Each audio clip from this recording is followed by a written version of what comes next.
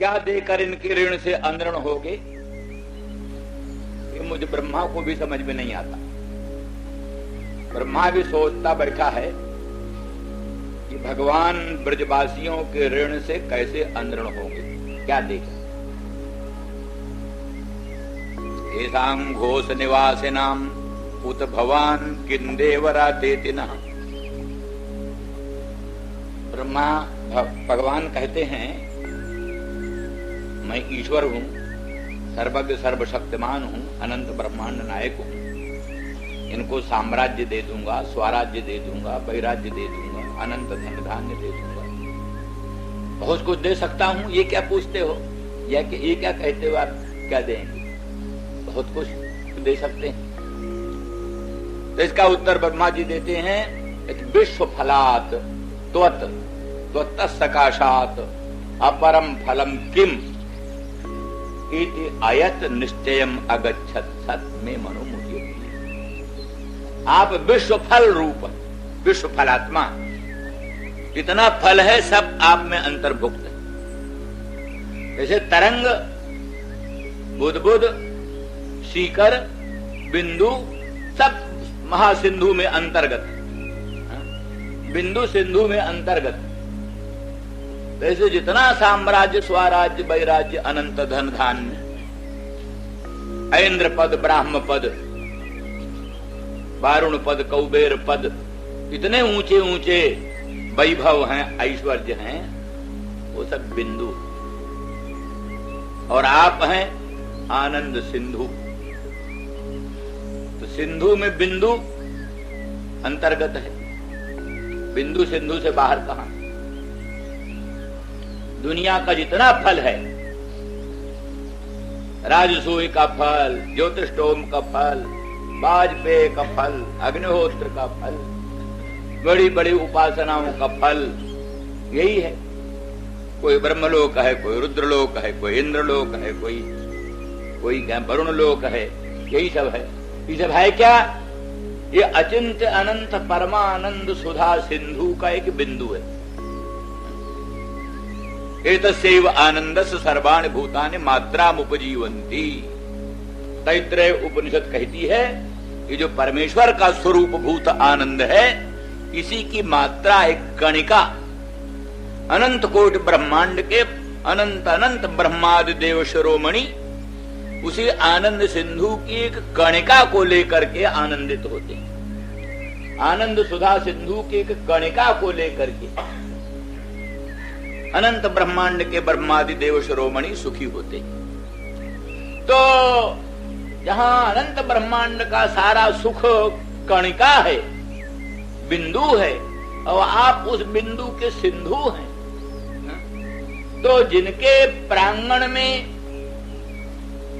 अचिंत्य अनंत परमानंद सुधा सिंधु मूर्तिमान होकर, धूलि धूसरित होकर, उलूखल में बना हुआ क्रीड़ा कर रहा हो, उनको साम्राज्य सुख का लोभ दिखाना, वैराज्य सुख का लोभ दिखाना, ऐन्द्र पद, ब्राह्म पद या कौबेर पद का लोभ दिखाना, ये तो एक उपहासास्पद है।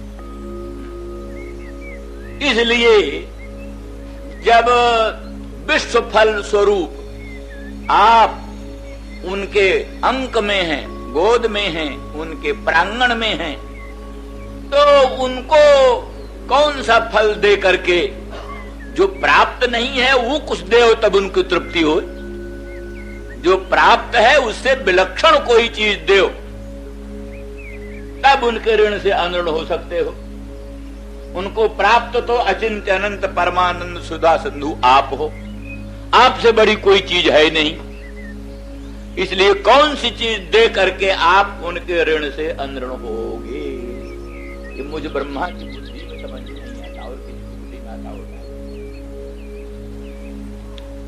तो भगवान ने कहा, अच्छा ब्रह्मन तुम ठीक कहते हो, तरी आत्मान में उदास्यामी, जब मुझसे बड़ी कोई चीज नहीं है, अनंत ब्रह्मांडांतर्गत ब्रह्मादि देव शिरोमणियों का सुख बिंदु, मैं आनंद सिंधु, सुख सिंधु, तो मैं अपने आप को ही दे डालूंगा इनको, तब तो ऋण से अंदरण हो जाऊंगा ना।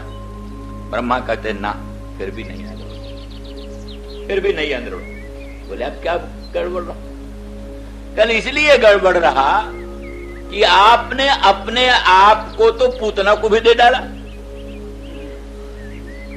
जो पूतना अपने स्तनों में जहर लगा करके आपको मारने आई, जहर मिश्रित स्तन पिलाकर आपको मारना चाहिए, उसको भी आपने वही सदगति दी, वो भी आपको प्राप्त हो गई। पूतना अंत में क्या गति हुई? भगवान को प्राप्त हो गई।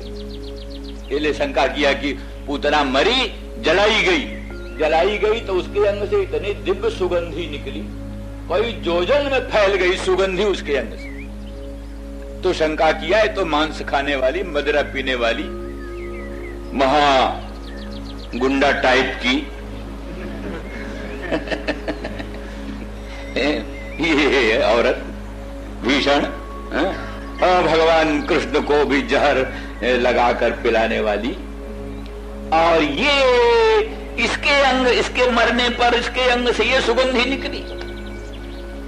तो सुखदेव जी कहते हैं पदभ्याम पद्म पलाशाभ्याम बंद्याभ्याम लोक बंदितई अंगंजस्वा समाक्रम्य भगवान अपिबत्स्तनम।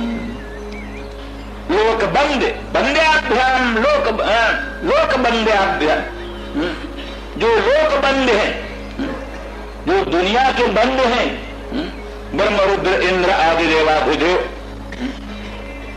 उन सब के जो बंद हैं, ऐसे जो चरणारविंद,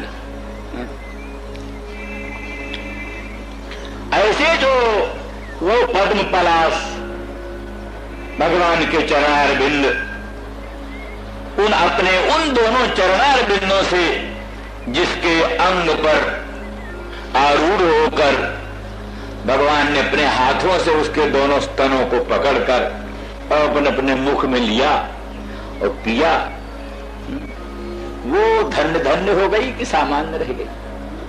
कुछ भी रही हो, कुछ भी किया हो पहले, परम भगवान बंद्याभ्याम लोक बंद्याभ्याम। कैसा है श्लोक? ठीक नहीं आ रहा है। लोक बंदितई, बंद्याभ्याम लोक बंदितई, पदभ्याम पद्म पलाशाभ्याम बंद्याभ्याम लोक बंदितई। लोक बंदितों के द्वारा जो बंदे, लोक बंदित जो अनंत अनंत देवाधिदेव, उन सब के द्वारा जो परम बंदे, वो चरणारविंद, उन अपने चरणारविंदों से जिसके अंग को आक्रांत करके और उसके स्तन को पान किया, वो धन्य धन्य हो गई, कृतार्थ हो गई। भगवान ने दूध पिया, दूध के साथ साथ जहर पिया, जहर के साथ साथ उसके प्राणों को बनाकर घूंटी बच्चों को दी जाती है ना, घूंटी तो जरा कुछ थोड़ी कड़वी भी होती है, तो कई चीज मिल गए, इसमें दूध भी रह गया और उसके प्राण भी रह गए और जहर भी रह गया। बढ़िया घूंटी, ऐसी बढ़िया घूंटी भगवान ने पी। बस फिर उसका परम कृतार्थ क्या हुआ अंत में कि भगवान को प्राप्त हो गई, भगवान को प्राप्त हो गई। जो गति धात्री को मिलनी चाहिए, मां को मिलनी चाहिए, जो गति मां को मिलनी चाहिए, वही गति पूतना को मिली। अहो वकीजम स्तन कालकूटम जिघांसया पाये दप्रसाध्वी लेभे गतिन्धात् तुचितान्ततोन्यम कंबा दयालुम शरणम ब्रजेम। भगवान कहते ऐसा दयालु दुनिया में कौन है? बकीजम स्तन कालकूटम जिघांसया पाये दप्रसाध्वी। असाध्वी बकी पूतना, वो मारने की इच्छा से, जिघांसा से जिसको अपना स्तनपान कराया, मात्र वात्सल्य से नहीं, प्रेम से नहीं, हनन की इच्छा से, जिघांसा से जिसको अपना स्तनपान कराया, असाध्वी परंतु लेभे गतिं धातृचिताम। धातृचिता जो धात्री को जो गति, यशोदा को और क्या दे सकते थे इससे? और उनके पास गई क्या? अचिंत्य अनंत परमानंद सुधा सिंधु स्वात्म स्वरूप को प्रदान कर दें, यही है देने की चीज। इससे बढ़कर के और कोई दूसरी चीज तो है नहीं। यह ब्रह्म है, अनंत है, अनंत सुख है, अनंत आनंद है, उसमें अतिशयता हो ही नहीं सकती। अनर्थ निबर्हण द्वारा, अतिशयाधान द्वारा, आनंदातिशयाधान द्वारा उसमें किसी प्रकार की विशेषता लाई नहीं जा सकती, क्योंकि अनंत होने के कारण, निरतिशय अचिंत्य अनंत परमानंद होने के कारण उसमें आनंद का अतिशयता बढ़ाई नहीं जा सकती, महत्व का अतिशयता बढ़ाई नहीं जा सकती। अनर्थ है ही नहीं, इसलिए अनर्थ का निवारण किया नहीं जा सकता। उतनी उत्कृष्ट वस्तु है कि उससे अधिक अनंत ब्रह्मांड में, अनंत विश्व में कहीं कोई चीज हो ही नहीं सकती। तो इसलिए धात्री को भी, यशोदा रानी को भी देंगे तो क्या देंगे? वही तो देंगे। तो वो चीज पूतना को मिल गई। तो जो सर्वात्म भाव से समर्हणीय था, सर्वस्वात्म निवेदन के द्वारा जो समर्हणीय पूजनीय था, उसको उसने जिघांसा से पूजा, जिघांसा से दूध पिलाया। अपि है जिघांसयापि हरे स्तनन दत्वाप सद्गतिम। अपि अनौचित्य को बोधन करता है, अपि अनौचित्य का बोधन करता है। अर्थात जो सर्वस्वात्म निवेदन करके समर्हणीय पूजनीय था, उसको जिघांसा, जिसको अपना सर्वस्व अर्पण करके पूजा करनी चाहिए, उसको जिघांसा से जहर पिलाना, कितनी अनुचित बात। लेकिन उस भगवत संबंध से ये अनौचिति भी औचिति बन गई, ये अनौचिति भी औचिति बन गई और उसका बेड़ा पार हो गया। तो व्यास भगवान कहते कम्बा दयालुम शरणम ब्रजेमो, ऐसा अशरण शरण अकारण करुण करुणा बरुणालय भगवान कौन हो सकता है? इसलिए उमा राम स्वभाव जिन जाना, तिन्हि भजन तज भावन आना। जिसने भगवान के स्वभाव को जान लिया, प्रभु अकारण करुण हैं, प्रभु करुणा बरुणालय हैं। जिस किसी प्रकार से प्रभु से नाता जोड़ ले कोई, प्रभु उसी का कल्याण कर देते हैं। ये बात जिसके समझ में आ जाए, फिर सिवा प्रभु के और दूसरा कोई उसकी बुद्धि में भाषित नहीं। इस दृष्टि से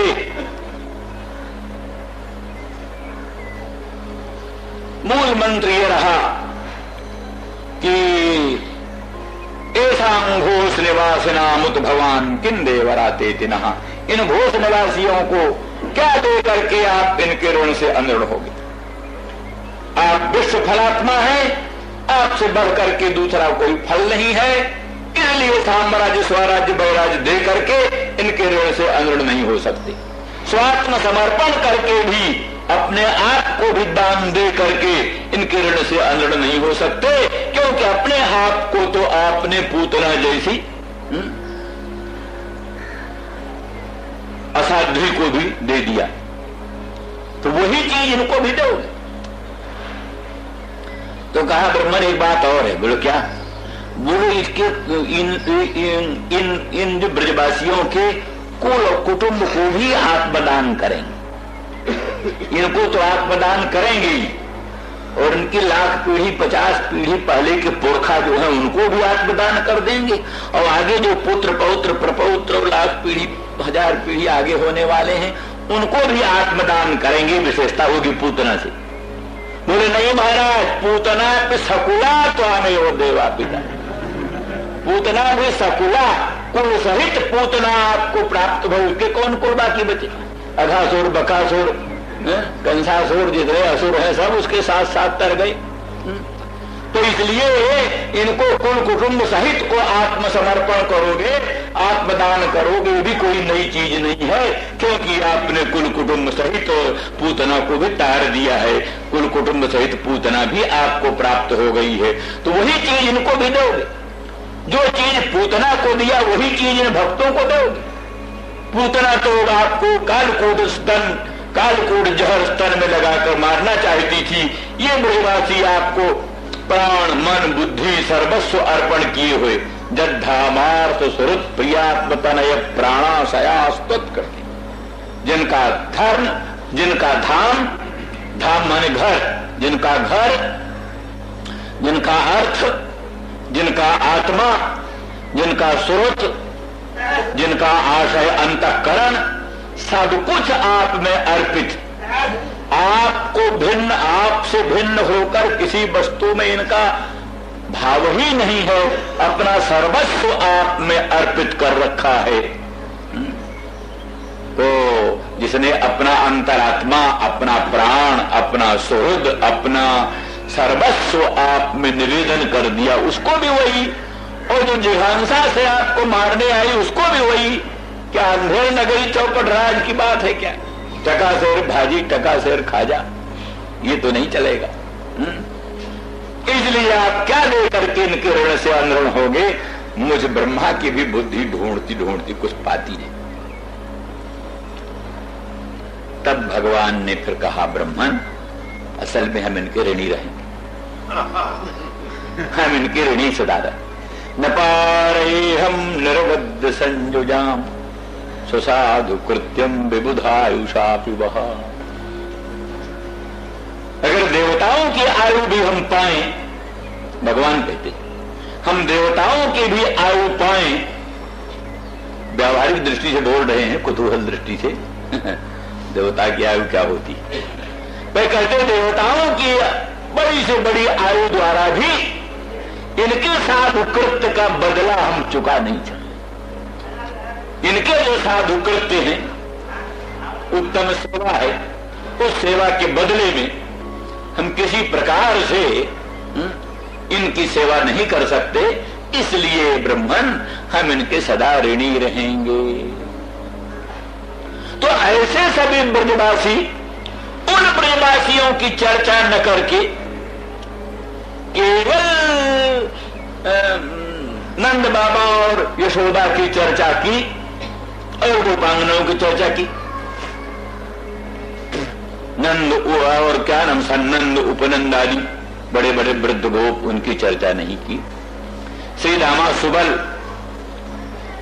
मनसुखा आदि अपने सखाओं की चर्चा नहीं की, गायों की चर्चा नहीं की, बछड़ों की चर्चा नहीं की, वृंदावन धाम के तरुलता गोलों की चर्चा नहीं की, यमुना नदी की चर्चा नहीं की, गोवर्धन आद्री की चर्चा नहीं की। ये सब और चर्चा न करके केवल दो, ये क्या मामला है? तो इसका समाधान ये है कि वस्तु दृष्टिया ये है कि ब्रज में 3 प्रकार का प्रेम है। ब्रज में 3 प्रकार का प्रेम है। एक तो प्रेम है उत्कंठा प्रधान प्रेम, जिसमें उत्कंठा की प्रधानता, उत्कंठा प्रधान प्रेम, और एक विश्रंभक प्रधान प्रेम, विश्रंभक प्रधान प्रेम। विश्रंभ माने अत विश्वास, अत विश्वास को विश्रंभ कहते, विश्रंभ, विश्रंभक प्रधान प्रेम। और दूसरा विवेक शून्य, विवेक अविवेक प्रधान प्रेम, अविवेक की प्रधानता जिसमें, अविवेक की प्रधानता जिसमें है ऐसा प्रेम, उत्कंठा की प्रधानता है जिसमें ऐसा प्रेम, विश्रंभ अत्यंत विश्वास की प्रधानता है जिसमें ऐसा प्रेम। 3 प्रेम, उत्कंठा प्रधान, विश्रंभ प्रधान, अविवेक प्रधान, 3 तरह का प्रेम। तो संदेश केवल उत्कंठा प्रधान प्रेम वालों को देना, उत्कंठा प्रधान जो प्रेम है जिनका प्रेम उत्कंठा प्रधान है, उन्हीं को संदेश देना है। जिनका प्रेम जो है अविवेक प्रधान है, ऐसा प्रेम उनका उत्कट है कि कोई विवेक ही नहीं, कहां का संसार, कहां का जगत, कहां का वृंदावन, कहां का मथुरा धाम और कहां का भगवान का वनगमन, कुछ नहीं। एक जो भगवान श्री कृष्णचंद्र परमानंद कंद के मंगलमय मुख चंद्र का दर्शन किया, पादारविंद की नखमण चंद्रिका का दर्शन किया, अंग प्रत्यंग का सौंदर्य माधुर्य सौरस सौगंध का समास्वादन किया, उसी में उनकी अंतरात्मा तल्लीन हो गई। अब बाह्य विवेक कुछ नहीं। ऐसा प्रेम किनका है? गायों का, बछड़ों का, पशु पक्षियों का, तरुलताओं का, गुलमों का, ऐसा ही प्रधान है। एक बार जो उन्होंने भगवान का दर्शन किया, भगवान के मुखचंद्र का दर्शन किया, नखमण चंद्रिका का दर्शन किया, दिव्य उनके अंग के सौंदर्य माधुर्य का रसास्वादन किया, उसी की भावना से भीतर बाहर मन बुद्धि अहंकार सब प्रभावित हो गए। अब आगे विश्व का विवेक खत्म हो गया। अब उनको संदेश देना मानो फिर से उनके उस प्रेम को जगाना, अनावश्यक। उनको संदेश देना अनावश्यक। दूसरा प्रेम विश्रम्भक प्रधान प्रेम। विश्रम्भक प्रधान प्रेम किनका है?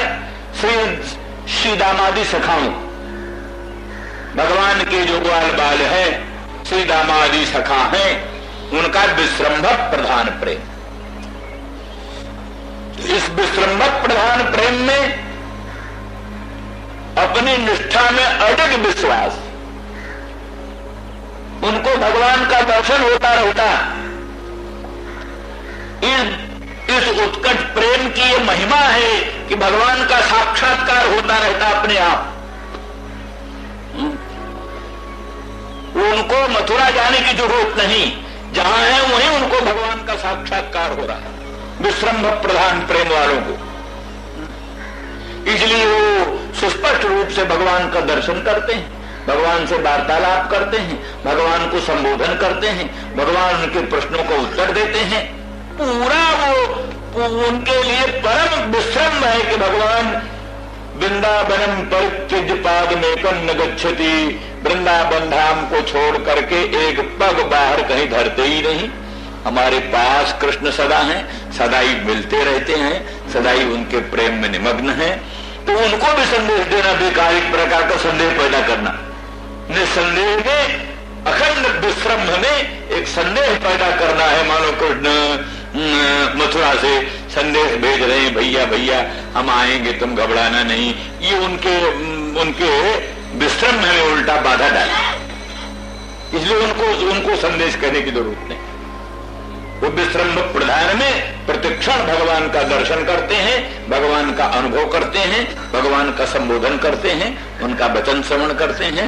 उनको कभी विप्रयोग की कल्पना ही नहीं, इसलिए उनको संदेश देने की आवश्यकता नहीं।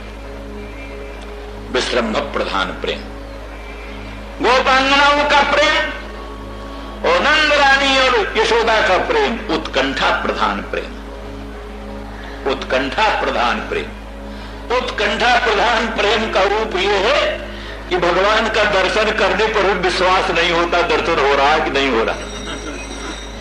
दर्शन हो रहा तो विश्वास नहीं। राधे मिले प्रतीत नावती, सूरदास जी लिखते हैं, राधे मिले प्रतीत नावत। राधा रानी अपने श्याम सुंदर ब्रजेंद्र नंदन से मिल रही हैं, तो भी उनको विश्वास नहीं होता है, मुझ अभागिनी का क्या भाग होगा, मैं श्याम सुंदर का दर्शन करूंगा। ये स्वप्न होगा, ये भ्रम होगा। वास्तव में मुझे अभागिनी का ऐसा भाग ही नहीं कि हम श्याम सुंदर का दर्शन करें, उनका स्पर्श करें। दर्शन समय में भी उनको उत्कंठा का प्राधान्य होने के कारण विश्वास नहीं आता। राधे मिले प्रतीत नावत, मिलने पर भी राधा रानी को प्रतीत नहीं होती, विश्वास नहीं होती कि श्याम सुंदर मिल रहे। भगवान का दर्शन कर, यहां तक कहा अंके स्थिति पिडयिते किमपि प्रलापम हा मोहने मधुरम विदधत्ते कस्मात्। अंके स्थिति पिडयिते प्रियतम प्राणनाथ श्री कृष्णचंद्र परमानंद कर्ण उनके अंक में ही, जिनके अंतरात्मा का अंतरात्मा के साथ, मन का मन के साथ, हृदय का हृदय के साथ पूर्ण सम्मिलन है, विप्रलंब की कल्पना भी नहीं। तरंग का जल के साथ संबंध तो फिर भी फीका, जल तरंग का संबंध फिर भी कुछ फीका, लेकिन आनंद सिंधु से तरंग बहिरंग है। लेकिन आनंद सिंधु में जो माधुर्य सार सर्वस्व है वो तो तरंग से भी अंतरंग है। तो तरंग का ही जल का संबंध अविच्छेद्य है। फिर आनंद सिंधु में जो माधुर्य सार सर्वस्व है उसकी अधिष्ठात्री महालक्ष्मी भगवती राधा रानी, उनका श्री कृष्ण के साथ विप्रलंब की कल्पना ही नहीं हो सकती। तो भी इस दशा में भी अंके स्थिते पिदयिते प्रियतम अंक में विराजमान है, तो भी ऐसे विह्वल होकर के हा मोहन, हा मदन मोहन, हा श्याम सुंदर, हा प्राणनाथ कब मिलोगे। कोई सुनने वाला कहता है विरहिणी जन्म जन्मांतरों की विरहिणी, कल्प कल्पांतरों की विरहिणी, इसको इसके प्रियतम प्राणनाथ पर प्रेमास्पद का कभी दर्शन ही नहीं हुआ। सुनने वाला ये समझे। तो ये उत्कंठा प्रधान प्रेम की महिमा है। मिलने पर भी उत्कंठा, उत्कट उत्कंठा प्रतिक्षण अभिवर्धमान होती है, इसलिए उसमें संतोष का प्रसंग नहीं रहता। इसलिए कहते तू मुख चंद्र चकोरी मेरे नैना, अर बरात निस्दिन मिलबे को, मिले ही रहत मानो कबहू मिले ना। मिले ही रहत, सदा ही मिले रहते हैं। उत्कंठा के प्राधान्य से प्रतीति ऐसी होती है मानो कबहू मिले ना, मानो कबहू मिले ही नहीं। इसलिए सम्मेलन काल में भी विप्रलंब की प्रतीति होती है, सर्वांगीण संश्लेष काल में भी विप्रलंब की प्रतीति होती है, वियोग की प्रतीति होती है उत्कंठा प्रधान भक्तों।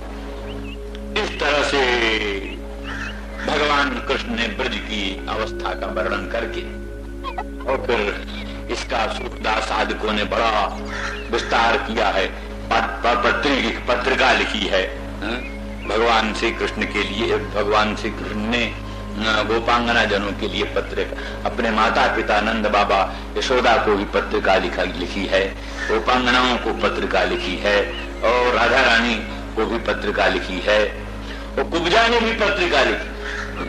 कुब्जा ने भी बुलाया उद्धव को, हाँ उद्धव देखो हमारी ये पत्रिका ले जाओ, गोपांगनाओं को देना, राधा रानी को देना, ये सब क्यों रोज रोज उठकर सवेरे सवेरे हमको गाली देती ये हमारा भी भाग्य है। हम कहाँ कुबड़ी थी कृष्ण कंस का चंदन रगड़ती थी, क्या हमारी महिमा थी। तो जिन्होंने हम पर अनुग्रह किया, कृपा किया, क्या बात है, हम बिना काशी गए हमको काशी का स्नान हो गया, बिना परिश्रम किए, ये उनका अनुग्रह है, हम क्या करें। और फिर अंत में राधा रानी को कहा कि जो कुछ भी हो आखिर हम तुम्हारी दासी रहेंगे, तुम्हारी अनंत महिमा है, तुम्हारा अनंत सौंदर्य माधुर्य है, तुम्हारे सामने हम कुछ नहीं, हम तुम्हारी दासी हैं, आपकी कृपा हम पर होनी चाहिए। इस तरह से जो है सबको जाने उनको भी। और कई लोगों को कठोर भी लिखा है, तुम लोगों ने श्याम सुंदर को बहुत कष्ट दिया है, बांधा है उनको कृष्ण को, और थोड़े थोड़े मक्खन के लिए, दही के लिए नाच नचाया है, क्या तुम किस मुंह से उनको जल्दी अपने पास बुलाना चाहती हो। इतना इतना कष्ट सहन कर कैसे जाएंगे तुम्हारे यहाँ कृष्ण। ऐसी ऐसी अनुकूल प्रतिकूल सब बातें कही। नंद बाबा क्या नाम वसुदेव जी ने भी पत्रिका लिखी है, हाँ, और कहा कि आप बड़े धन्य धन्य हमारे दोनों पुत्र हैं, उनका आपने पालन किया है, पोषण किया है, रक्षण किया है, हम तुम्हारे बड़े कृतज्ञ हैं। तुम जरूर आओ यहाँ और दर्शन करो श्याम सुंदर का, बलराम का, और इनको भी भेजेंगे तुम्हारे यहाँ, कोई ऐसी बात नहीं है, आप किसी प्रकार का भेद न माने। उन्होंने भी ऐसा बहुत सी लिखी है। तो इस प्रकार से अंत में वहां उन लोगों ने ये भी लिखा है कि थोड़ी सी भागवत की दृष्टि तो जरा बड़ी गंभीर, भागवत की दृष्टि